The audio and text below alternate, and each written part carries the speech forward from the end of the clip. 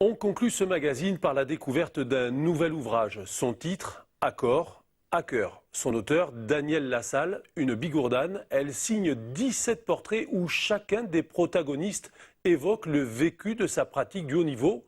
Éric Mouget, Jean-Paul Lafitte. Daniel Lassalle habite à Oloron-Sainte-Marie, à 40 km de Pau. De mars 2012 jusqu'à l'automne 2013, elle s'est accordé 20 mois pour la fabrication de son ouvrage Accord à cœur. Le plus long a été l'édition trouvée avec l'aide de Jean Cormier afin de finaliser son projet.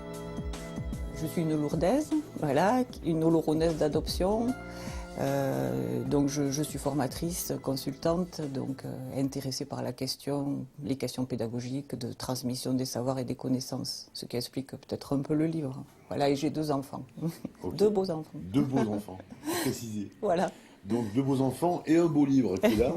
Voilà. Et un beau livre. Dis-moi, bon, on en a parlé un petit peu, mais cette idée de livre, Daniel, elle est venue, elle a germé comment ? Donc, toute très jeune, donc je suis allée au stade Antoine Béguer, amenée par mon père qui aimait beaucoup le rugby et qui suivit toute l'épopée du Grand Lourdes, voilà, donc qu'il me racontait, bien que je sois arrivée à un moment où le football club lourdais était vraiment dans le creux de la vague, avant que l'époque de Garguet et Berbizier, voilà, remonte le niveau, voilà. Donc c'est par l'enfance et par la lecture aussi. Le livre de Denis Lalanne, Le grand combat du 15 de France, que je lisais très, très jeune, voilà, que je lisais comme voilà, des aventures extraordinaires de joueurs qui étaient au bout du monde. L'écriture, c'est un plaisir, hein, de toute façon, c'était vraiment un plaisir. Puis de partir de rien, enfin d'une idée, et puis de la finaliser, c'est quelque chose de particulièrement voilà, satisfaisant, agréable. Puis la liberté, c'est de pouvoir écrire ce qu'on a envie. Voilà. J'ai écrit ce que j'ai eu envie. Mon choix, c'était de couvrir toutes les générations, ouais. Toutes les générations et tous les postes. Donc le plus vieux est né en 1928. Ouais. Et le plus jeune, c'est Pépito et Lorga ou Yannick Josion, l'un des deux, hein, qui sont des années 80, voilà, je pense, et qui jouaient encore quand je les ai vus. C'était un petit peu leurs dernières années, mais ils jouaient. Sometimes it's about the points, but more often than not, it is always, while it is those things from time to time, it is always about the people. Daniel, c'est Mr. Rugby people are great people. Donc c'est un travail qui t'a envoyé, et donc tu décortiques, tu translates et t'écris, comment ça se passe ? Donc là, c'est un peu particulier parce que, comme je ne pouvais pas le rencontrer, il s'est enregistré pour me répondre. Et sinon, je rencontrais directement les joueurs avec des entretiens qui, en moyenne, duraient, on va dire, 1h15, 1h30, qui étaient ensuite entièrement transcrits. Et c'est à partir de cette transcription que je faisais les portraits. Des demi aux 3/4 avec Berbizier, Titou Lamaison et Lorga, Josion, Maurice Pratt, Jean-Baptiste Lafont, Codorniou et Lorga. Aux avants avec Jeff Torneau, François Moncla, Michel Cross, Michel Clément, Graham Moury, Amordé Duplessis. Ils sont 17. Accords, à cœur, ouverts.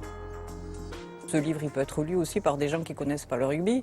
Et je voulais montrer que le sport, c'est aussi être intelligent. Et c'était sortir aussi des stéréotypes sur les brutes épaisses, les rugbymen brutes épaisses qui ne réfléchissent jamais. Pour devenir un joueur de haut niveau, il faut réfléchir, sinon on n'arrive pas. Et le rugby est un sport intelligent, il est pratiqué par des joueurs intelligents. Et j'ai dit toujours que les gens de première ligne sont des gens très intelligents, très costauds. Hein.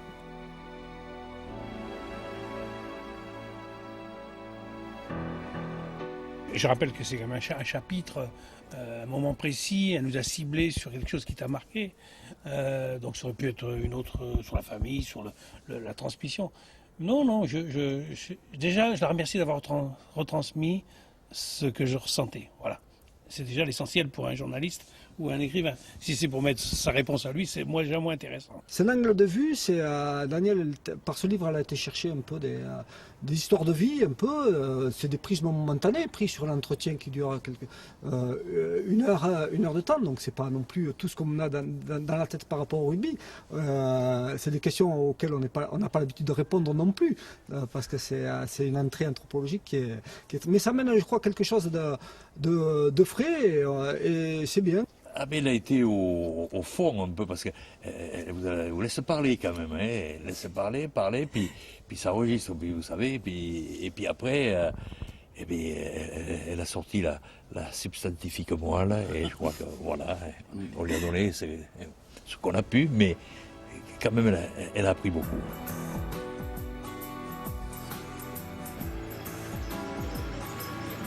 J'aime le rugby, mais je connais absolument personne dans le milieu du rugby, donc il fallait bien que je puisse rencontrer quelques premiers joueurs, et c'est Robert qui m'a aidé. Son but était de faire des portraits d'hommes qui ont la même passion, c'est le ballon ovale. Et ça vaut le coup de dire ce que sont ces hommes, ce que nous sommes, et nos vies, nos parcours, pourquoi on est là, d'où on vient, où on va, et qu'est-ce qu'on laisse. Puis le ballon s'en va, mais on est toujours là. C'est de l'amitié qui perdure au travers des générations. Moi, c'est ce qui m'a toujours retenu dans ma vie de rugby.